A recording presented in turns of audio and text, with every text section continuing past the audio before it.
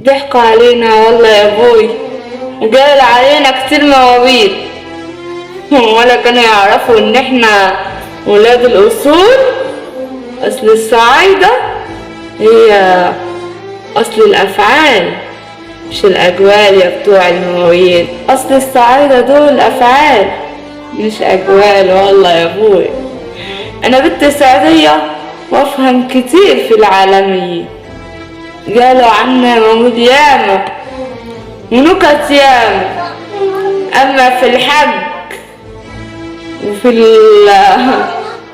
في الادب الصحي عندينا والله ما كانوا يعرفوه ولا حدوته منهم والله.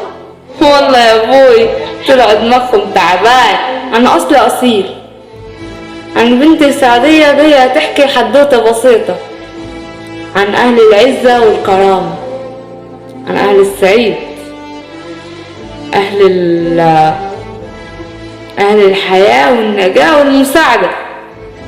انا جاية احكي عن قصة بسيطة عن اهلي مهما تديهم في ظهرهم من غير.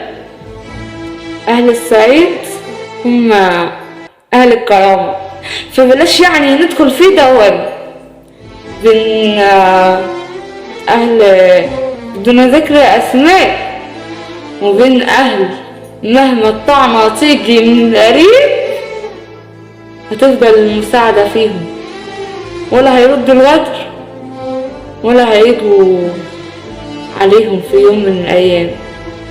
خليك صعيدي هتفهم معنى الأصول يا قريبي.